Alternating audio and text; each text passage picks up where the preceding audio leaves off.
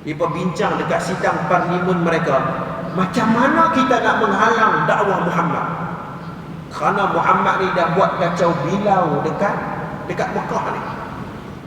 Maka tuan-tuan, bila mereka nak bincang dekat Darun Nadwa, dalam perjalanan nak pergi ke Darun Nadwa itu, tempat parlimen orang musyrik Mekah, tiba-tiba iblis menyerupai seorang lelaki tua. Lalu apa tuan-tuan? Orang musyrik Mekah pemimpin ni tanya, hang ni siapa? Kata iblis yang menyerupai lelaki tua tu, dia kata apa? Aku nak terlibat dalam perbincangan untuk membunuh ataupun untuk menghalang dakwah Muhammad. Ini iblis.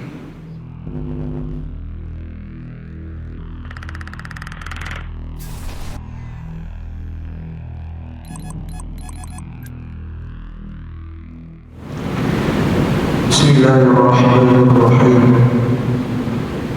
Assalamualaikum warahmatullahi wabarakatuh.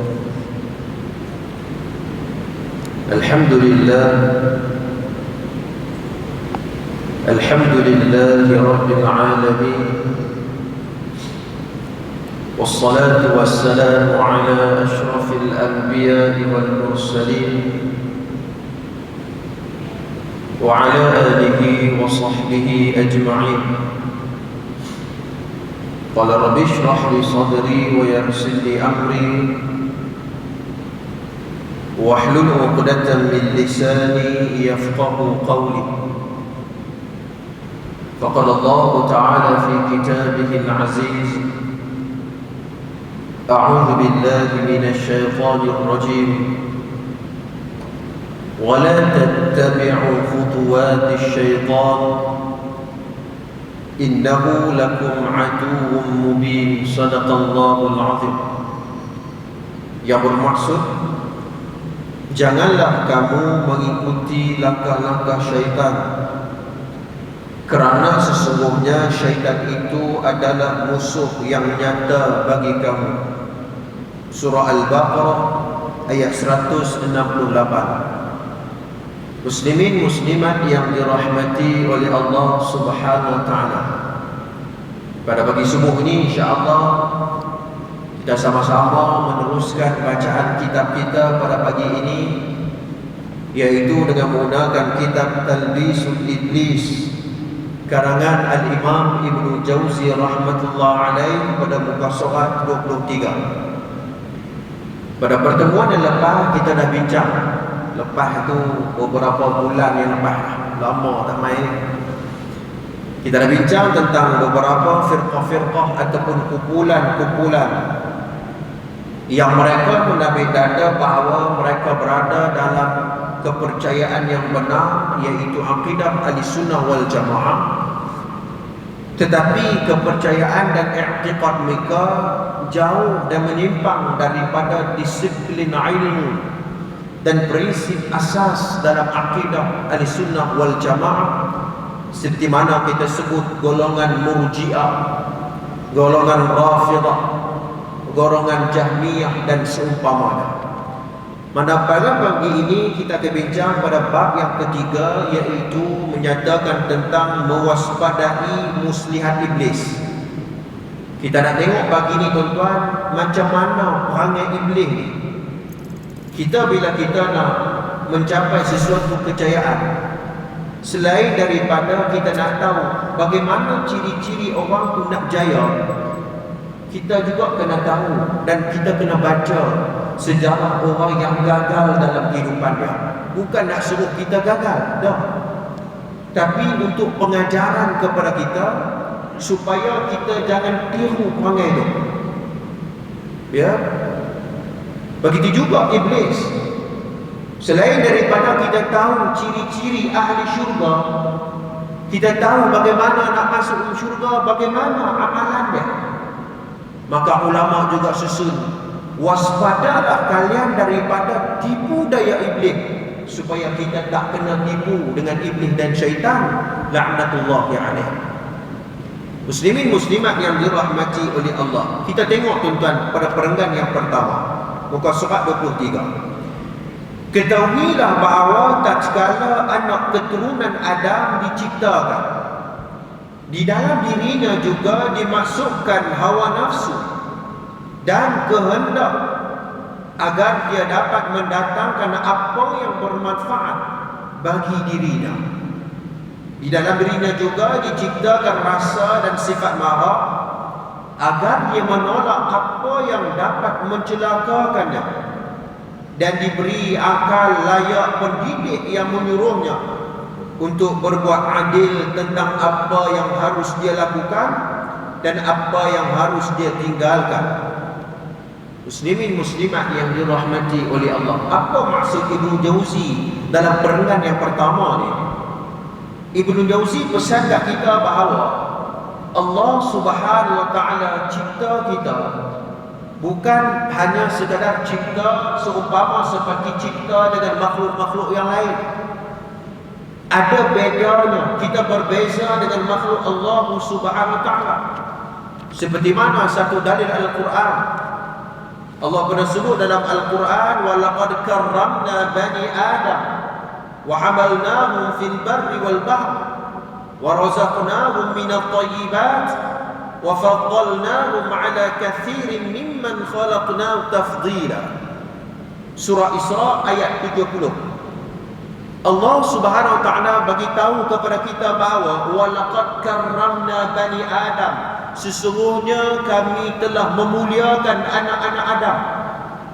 Maknanya siapa? Kita ni tuan-tuan, manusia.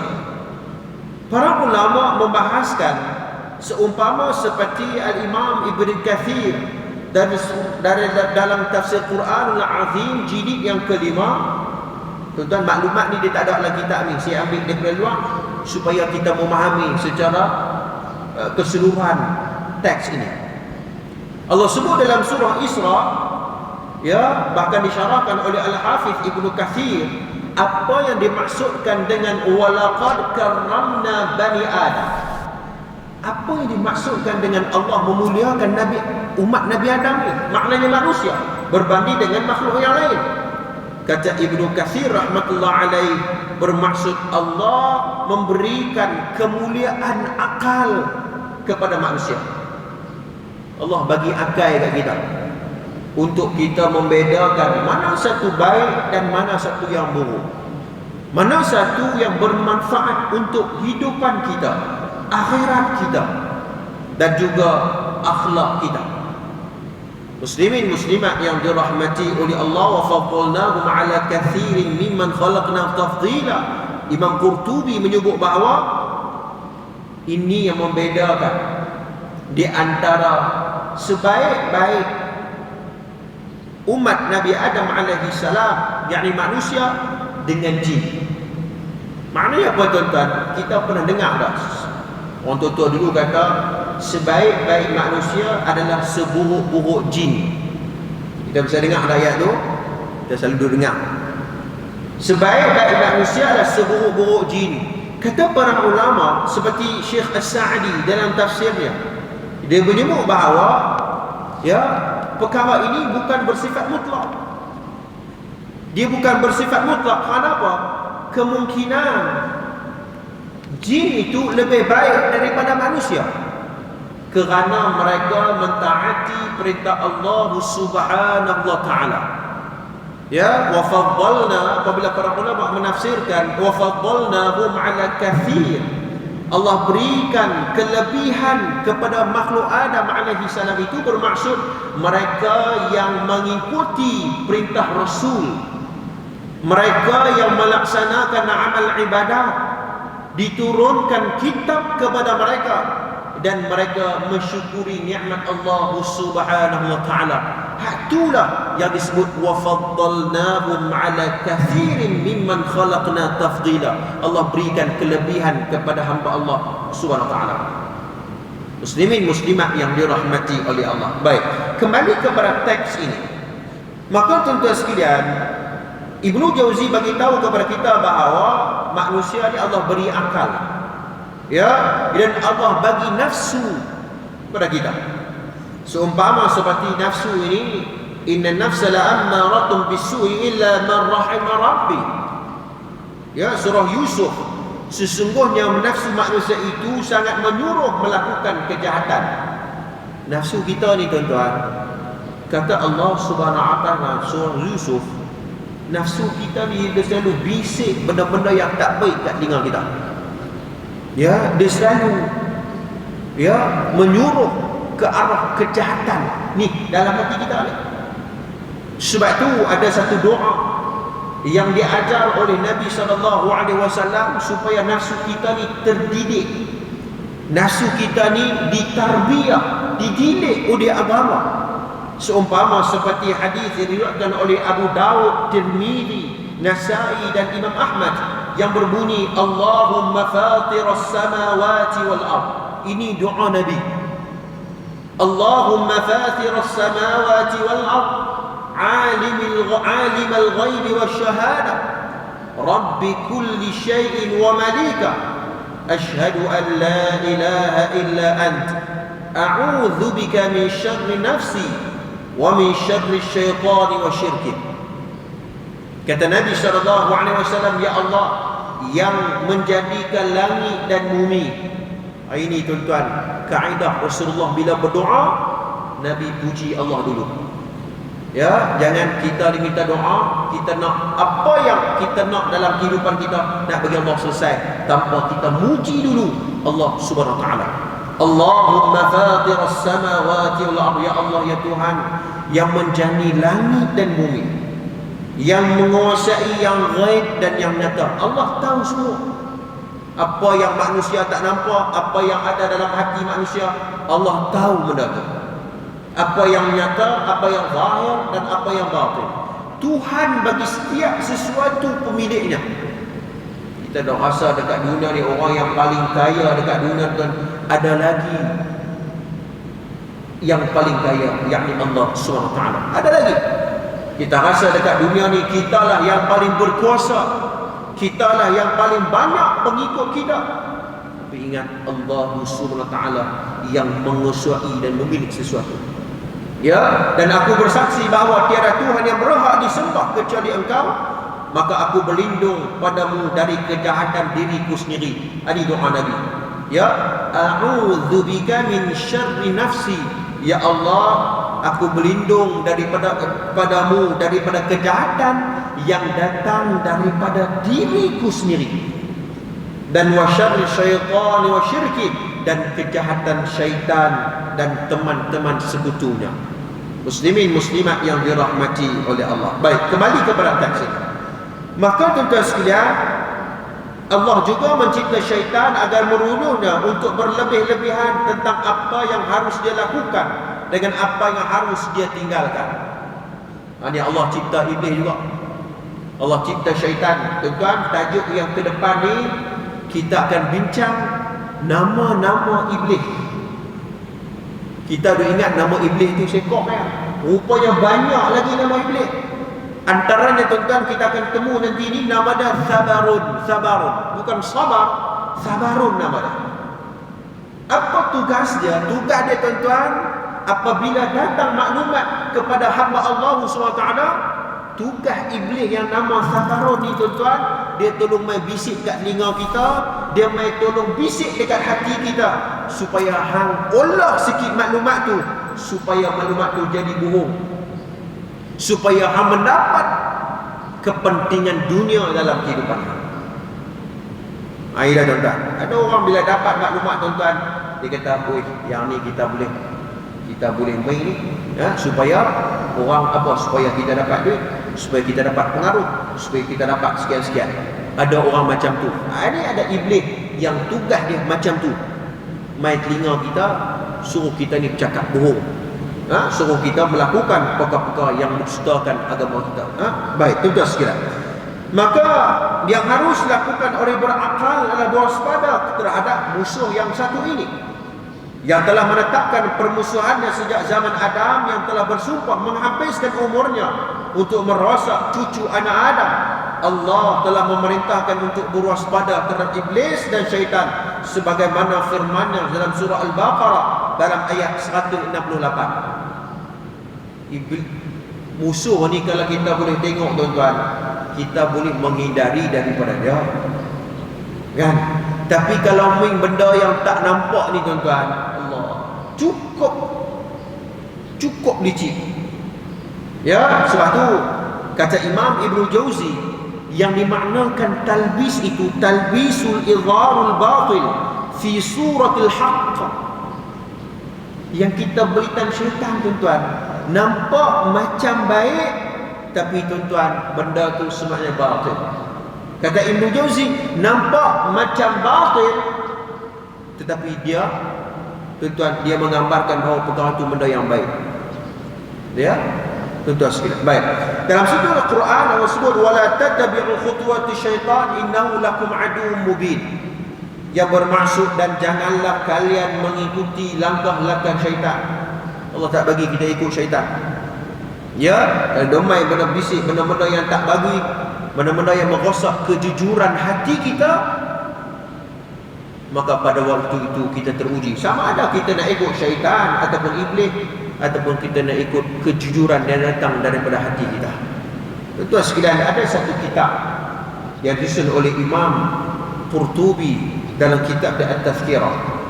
Disebut, tuan-tuan, dalam kitab tu di antara salah satu nama kiamat iaitu Yaumut Talaqi.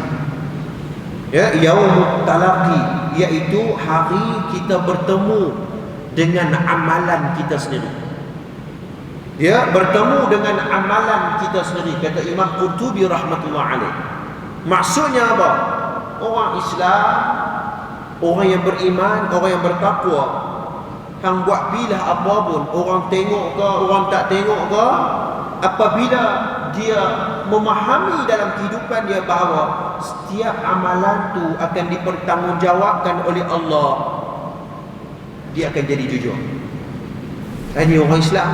Ini yang dikata Muslim yang hakiki. Tak kiralah dia buat kerja apa pun, bos dia tak tengok dia pun, majikan tak tengok dia pun, biar orang tak tengok dia pun, tapi dia amanah, dia jujur. Ini tanggungjawab aku, ini amanah aku yang aku perlu laksanakan. Tak kiralah orang tengokkan ataupun tidak. Kenapa? Kerana Imam Qurtubi sebut dalam Tazkirah, iaitu Yaumut Talaqi. Esok-esok nak pergi ke mana? Amalan tu dia akan main jumpa hang balik. Amalan tu dia akan menjadi teman kita. Innama ya'murukum bis-su' wal fahsya wa an taqulu 'ala Allahi ma la ta'lamun. Allah Subhanahu wa taala sebut dalam Al-Quran, sesungguhnya syaitan itu hanya menyuruh kamu berbuat jahat dan keji dan mengatakan terhadap Allah apa yang tidak kamu ketahui. Tuan-tuan sekalian, ada satu kisah disebut pada dalam kitab Bahatul Makhtum Safiur Rahman Mubarak Furi, ketika mana orang Arab musyrikin Mekah, ini sirah tuan-tuan, ketika mana Arab musyrik Mekah pada 24 Safar tahun ke-13 Hijrah di Mekah, ya, mereka berbincang untuk menghalang dakwah Nabi Muhammad sallallahu alaihi wasallam, minta maaf, pada 26 Safar pada tahun 14 kenabian. Ya, saya baiki maklumat itu. Pada tahun 14 kenabian. Pada waktu itu sekalian, seumpama seperti Abu Jahal bin Hisham, Jubair bin Mut'im, Syaibah dan Utbah bin Rabi'ah dan beberapa lagi pemimpin-pemimpin besar orang Quraisy, mereka duduk dekat Darun Nadwah. Dia berbincang dekat sidang parlimen mereka, macam mana kita nak menghalang dakwah Muhammad. Kerana Muhammad ni dah buat kacau bilau dekat Mekah ni. Muhammad dah buat kacau bilau dekat masyarakat Mekah. Maka tuan-tuan, bila mereka nak bincang dekat Darun Nadwah, dalam perjalanan nak pergi ke Darun Nadwah itu, tempat parlimen orang musyrik Mekah, tiba-tiba iblis menyerupai seorang lelaki tua. Iblis ni yang dikatakan tabligh, iblis ni dia menyerupai lelaki tua. Lalu apa tuan-tuan? Orang musyrik Mekah pemimpin ni tanya, hang ni siapa? Iblis ni, hang ni siapa? Kata iblis yang menyerupai lelaki tua tu, dia kata apa? Aku nak terlibat dalam perbincangan untuk membunuh ataupun untuk menghalang dakwah Muhammad. Ini iblis. Ya, ini iblis. Bahkan dalam perbincangan itu, iblis tuan-tuan, dia bagi pandangan kepada orang-orang pemimpin-pemimpin Quraisy supaya apa? kita tak boleh nak halang, nak bagi duit dia tolak, nak bagi perempuan dia tolak, nak bagi jawatan dia tolak, kita bunuh dia, kata Iblis. Lalu sepakat dalam Darun Nadwah itu, ya, seumpama Umayyah bin Khalaf, Munabih bin Hajjaj, Abu Al-Bakhtari dan beberapa lagi pemimpin Quraisy, dia buat keputusan, kita kena cari Muhammad dan kita bunuh dia. Kita tangkap dan kita bunuh dia. Itu yang Nabi bermulanya peristiwa hijrah daripada bumi Makkah pergi ke Madinatul Rasul sallallahu alaihi wasallam. Muslimin muslimat yang dirahmati oleh Allah. Baik, kembali kepada kitab ini. Kemudian Imam Ibn Jauzi menukilkan satu Al-Quran, "Asy-syaitanu ya'idukumul faqra wa ya'murukum bil fahsya." Yang bermaksud syaitan menjanjikan, yakni menakut-nakutkan kamu dengan kemiskinan dan menyuruh kamu berbuat kejahatan. Surah Al-Baqarah ayat 268. Maknanya apa tuan-tuan? Di antara perangai iblis ni Allah rakam Al-Quran, dia bagi kita ni takut apa? Ya, takut kepada kemiskinan. Takut kepada kemiskinan. Jangan duk bagi sedekah lah, tak pergi hang nak makan apa? Atau sadu tolonglah, tak pergi takut hang tak pergi, ya, tergadai dan sebagainya. Aida tuan-tuan, iblis dia bagi kita supaya kita ni takut jadi miskin. Habis harta kita bila sebagai sedekah, bila ada sikap ini, maka dia akan datang perangai-perangai tamak dalam urusan dunia. Kita ingat dalam satu hadis yang panjang, ketika mana Nabi SAW bagi tahu, inna syaitana qa'ada li ibn Adam bi atraqihi. Ya, Nabi SAW satu hari Nabi bagi tahu kepada sahabat, sesungguhnya syaitan ini duduk untuk menghalang seorang anak Adam daripada pelbagai cara. Macam-macam jalan syaitan ini dihalang. Antaranya saya ambil daripada hadis yang direkod oleh Imam An-Nasa'i rahmatullah alaih, kata Nabi sallallahu alaihi wasallam, ya, ketika mana Nabi bagi tahu bahawa tujahidu fahuwa jahad nafsi wal mali fatuqatilu fatuqtalu fatunkahul mar'ah wa yuhsamul mal. Ya, kata Nabi SAW, iblis ataupun syaitan ni tuan-tuan, dia bisik kat telinga hamba Allah yang kuat berdakwah, yang kuat berjihad ni. Kata iblis, kata syaitan, hang jangan duk berjihad, hang jangan duk dakwah, hang jangan duk sebar Islam. Takut-takut bila hang mati esok, macam mana anak-anak dan si hang esok? Nampak tak tuan-tuan? Iblis dia cuba kacau hati kita supaya kita ni tuan-tuan fikir urusan dunia. Ya, bukan suruh keluar dakwah sampai tinggal keluarga, bukan hal tu. Ada orang tu sekarang dia guna hujah ini, dia keluar dakwah, dia tinggal habis anak bini dia. Dia tak berikan kewajipan kepada keluarga dia. Dia tak boleh. Tu Islam ini dia seimbang, wasatiyah, khairul umur awsatu, seimbang. Dan nak keluar ke dakwah kewajipan berdakwah dalam masa yang sama kewajipannya sebagai seorang suami dan seumpamanya seorang isteri dan sebagainya, maka dia perlu tunaikan. Inilah keseimbangan di dalam Islam. Sehingga pendengar muslimin muslimat yang dirahmati oleh Allah, begitu juga dalam Al-Quran, wa yuridu syaitanu an yudillahum dhalalan ba'ida, dan syaitan bermaksud menyesatkan mereka dengan penyesatan sejauh-jauhnya. Ini panggil iblis. Dia kalau nak bagi kita sesat ni, dia bagi kita sesat jauh daripada Islam. Ya, kalaulah dia ni tuan-tuan nak bagi kita ni dia jatuh dengan lembah neraka, dia bagi kita tak mau dekat dengan Islam. Dia tak mau bagi dekat dengan Islam. Sebab apa? Dalam hadis yang sama, tusallimu wa tadharu dinak wa dinal abaika wa abaika abika. Iblis ni dia main telinga, dia main kat telinga kita, dia main dekat hati kita. Ya, dia kata apa? Sesungguhnya, ya, kenapa kamu perlu mengikuti Islam? Iblis ni, kenapa hang perlu mengikuti jalan Islam? Ada satu buku yang disusun oleh Profesor Siddiq Baba. Ya, bagus buku ni tuan-tuan. Ya, berkaitan dengan bagaimana tuan-tuan sistem pembaratan itu dia telah meracuni minda umat Islam.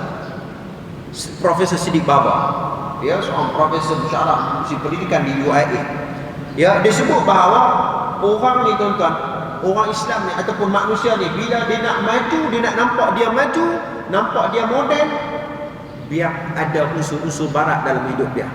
Kalau boleh kita bila bercakap tu, dia kena masuk sikit bahasa Inggeris contohnya. Baru nampak dia tu moden sikit. Ya, nak cakap tu dia biar campur sikit bahasa Inggeris dengan bahasa Melayu. Bukan nak kata kepentingan bahasa Inggeris. Dah, dia nak bagi tahu bahawa ada orang yang berfikiran bahawa kalau dah ada benda-benda begitu, seumpama hang model lah, nampak macam hang tu, ya, model lah kehidupan hang. Ya, kalau nampak dimensi modern, seumpama seperti pakaian. Ya, kalau ikut cara kira orang barat, maka modern hang tak semestinya. Berapa ramai orang yang berpakaian modern tetapi berminda kolot. Berapa ramai ucapannya cakap hebat bahasa Inggeris. Saya ulang sekali lagi, bukan nak kata merendahkan kepentingan bahasa Inggeris. Saya dah sebab ada orang yang berfikiran begitu. Ya, dia nampak moden, boleh cakap bahasa Inggeris, tetapi kita rupanya cara fikir yang kolot. Ya, kalau kita tengok di negara-negara di luar sana, ya, di Jepun, di China dan sebagainya, pemimpin di Turki, Recep Erdogan ketika pemimpin, ada wartawan mereka bertanya kepada pemimpin mereka, dia cakap bahasa kebangsaan dia. Dia cakap bahasa Turki, dia cakap bahasa Cina, dia cakap bahasa Inggeris pun. Ya, maksudnya apa? Maksudnya saya nak sebut bahawa ia bukan disebutkan bahasa di tahap pemikiran ataupun kemodenan itu. Kita bagaimana cara kita berfikir, bagaimana kita melihat urusan dunia itu. Ya, muslimin muslimat yang dirahmati oleh Allah Subhanahu wa taala. Baik, kembali kepada tajuk pada pagi ini. Innama yuridu syaitan ay yuqi'a bainakumul adawata wal baghdha'a fil khamri wal maisir wa yasuddakum an dzikrillah wa 'anis shalah fahal antum muntahun. Imam Ibnu Jauzi bermain satu Al-Quran, sesungguhnya syaitan itu bermaksud hendak menimbulkan permusuhan dan kebencian di antara kalian. Di antara perangai iblis juga tuan-tuan, nah, di antara sikap iblis juga, dia suka kita ni bermusuh-musuhan. Kalau boleh ni hang usah berkawan dengan dia. Kalau boleh benda-benda kecil ni hang besar-besarkan, hang tosah duk perdamaian dan seumpamanya. Ni perangai iblis. Kita tak mau ni. Kita tak mau nak musuh, ya, walaupun kita berbeza warna, berbeza cara fikir, berbeza fikrah. Itu ijtihad. Itu keputusan masing-masing. Yang penting kita utamakan perdamaian dan ukhuwah Islamiah di kalangan umat Islam. Muslimin muslimat yang dirahmati oleh Allah, saya nak menutup tazkirah ataupun kuliah subuh saya pada pagi ini dengan satu doa yang diajar oleh Nabi kita sallallahu alaihi wasallam, yang direkod oleh Al-Imam Tirmizi dan Imam At-Tabrani dalam kitab Du'a. Allahumma alhimni rusydi wa a'idh min syarri nafsi. Ini doa yang Nabi ajar kepada umatnya supaya menghindari daripada tipu daya iblis. Ya Allah ya Tuhan, Allahumma alhimni rusydi. Ya Allah ya Tuhan, Kau ilhamkan kepadaku kecerdasan, yakni petunjuk. Ya, wa'id min syarri nafsi. Ya Allah, Kau jagalah diriku daripada kejahatan nafsuku sendiri. Ni nafsu kita ni duk selalu duk ajak benda-benda yang tak elok ni. Kita minta doa kepada Allah Subhanahu wa taala supaya Allah pelihara kita daripada kejahatan nafsu yang jahat itu. Muslimin muslimat yang dirahmati oleh Allah Subhanahu wa taala, kita saya rasa takat itu dulu ya kuliah subuh saya pada pagi ini.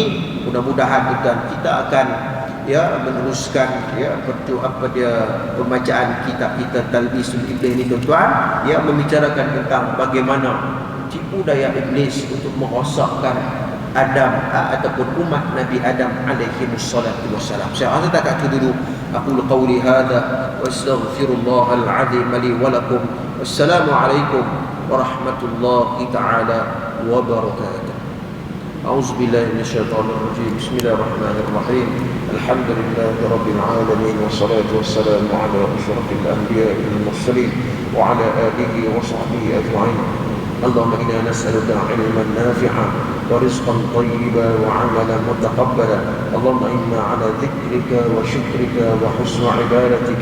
وصلى الله على سيدنا محمد وعلى آله وصحبه أجمعين والحمد لله رب العالمين.